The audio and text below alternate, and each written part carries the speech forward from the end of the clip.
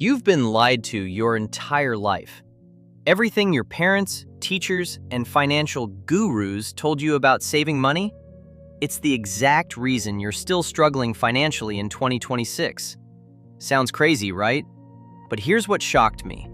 The people who save the most money are statistically poorer than those who save less.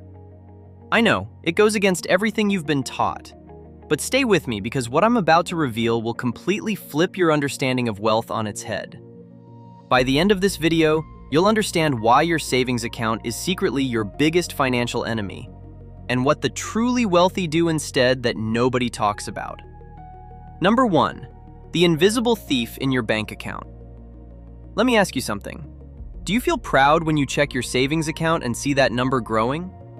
You should feel the opposite. That money is losing value every single day. And it's not even your fault. You've been programmed to think saving equals security. Here's the brutal truth. In 2026, inflation is running at approximately 3 to 4% annually in most developed countries. While your savings account, it's giving you maybe 0.5% to 2% interest, if you're lucky. Let's do the math together.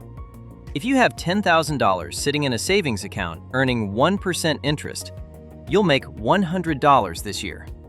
Sounds okay, right? Wrong. With 3.5% inflation, that same $10,000 loses $350 in purchasing power. You're actually losing $250 in real value while thinking you're being financially responsible. Think about it this way. Remember when a coffee cost $2? Now it's $5. That's not because coffee got better. It's because your money got weaker. And where was your money during that time? Sitting safely in your savings account, shrinking in real value while you felt good about being a saver. Key insight. Saving money isn't preserving wealth. It's guaranteeing you'll have less buying power tomorrow than you do today. But wait, there's something even more dangerous happening that most people don't realize. Number 2, the saver's mentality is a poverty trap. Here's where it gets really interesting. Psychologically, when you prioritize saving, you develop what I call scarcity brain. You know what I'm talking about, that voice in your head that says, I can't afford that, or I need to save this money for emergencies. The problem? This mindset doesn't just affect your bank account, it affects every financial decision you make. A study by the Financial Psychology Institute found that people who identify as savers are 67% less likely to invest in opportunities that could multiply their wealth. They're so focused on protecting what they have that they never build what they could have. Let me tell you about my friend Sarah. She saved $30,000 over 5 years. She was so proud. Meanwhile, her colleague invested $20,000 in learning digital marketing skills and starting a side business. Fast forward to today, Sarah still has roughly $30,000 minus inflation losses, while her colleague built a business generating $8,000 monthly. Same time frame, different mindset. Completely different financial reality. You're probably thinking, but what about emergencies? Great question. And yes, you need a safety net. But here's what the wealthy know that you don't. Emergency funds should be your minimum financial position, not your goal. Most people make their entire financial strategy about reaching and maintaining an emergency fund. That's like training for a marathon and stopping after the first mile because you're safe from the starting line. But that's not the crazy part. The real damage happens in how saving money affects your relationship with opportunities. Number 3, opportunity cost, the silent wealth killer. Let's be honest, every dollar sitting in your savings account is a dollar not working for you. And in 2026, with the explosion of accessible investment platforms, online businesses, and skill-based income opportunities, the cost of inaction has never been higher. Here's a mind-blowing comparison. If you saved $500 monthly from 2016 to 2026 in a savings account at 1% interest, you'd have approximately $62,000. Not bad, right? But if you invested that same $500 monthly in a simple S&P 500 index fund averaging 10% annual returns, the historical average, you'd have around $102,000. That's a $40,000 difference. Same discipline, same monthly amount. Completely different strategy. And that's using the most basic passive investment approach, not even considering active investing, business building, or skill development. You know what's crazy? Most people know this information but still don't act on it. Why? Because they've been conditioned to fear loss more than they desire gain. This is called loss aversion, and it's keeping millions of people broke while they think they're being smart with money. Critical realization. The money you save from not investing, not learning new skills, or not taking calculated risks isn't actually saved. It's lost opportunity that you'll never get back. Quick favor before we continue. If this is already challenging what you thought you knew about money, smash that like button and subscribe.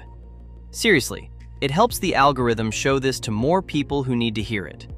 Plus, hit the bell so you don't miss the next video where I reveal why your brain is literally programmed to reject wealth. Now, back to the most important part. Number 4, what the wealthy actually do with money. Here's what nobody tells you. Rich people don't save money, they deploy it. There's a massive difference. When wealthy individuals receive money, their first thought isn't, where should I store this safely? It's, how can I make this money make more money? Warren Buffett, one of the world's greatest investors, keeps less than 1% of his wealth in cash or savings. The rest? It's working. It's invested in businesses, stocks, real estate, and assets that generate more wealth. He literally said, "Today, people who hold cash equivalents feel comfortable. They shouldn't. They have opted for a terrible long-term asset." Let me break down the wealthy person's money hierarchy. First, they cover essential expenses, obviously. Second, they invest in income-producing assets, things that pay them. Third, they invest in themselves, skills, knowledge, network, health. Fourth, they keep a lean emergency fund, usually 3 to 6 months' expenses. Fifth, only then do they consider saving excess cash, and even then, it's temporary staging before the next investment. Notice what's different? Saving isn't even in the top 3 priorities. And when they do save, it's strategic and temporary, not the end goal. The real question is, if saving money is keeping you broke, what should you actually be doing? This is where most financial advice fails you completely. Number 5, the wealth-building alternative nobody talks about. Stop saving money. Start building assets. I know that sounds reckless, but hear me out. An asset is anything that puts money in your pocket. A savings account is not an asset by this definition. It's a slowly deflating cushion. Here's your actual wealth-building hierarchy for 2026. Level 1, Foundation. Build a lean emergency fund, 3 months expenses, max 6 months. This is your safety net, not your destination. Level 2, Skill investment. Invest in learning high-income skills. In 2026, skills like AI prompt engineering, content creation, sales, coding, or digital marketing can generate $5,000 to $20,000 monthly. That's a better safety net than any savings account. Level 3, Asset acquisition.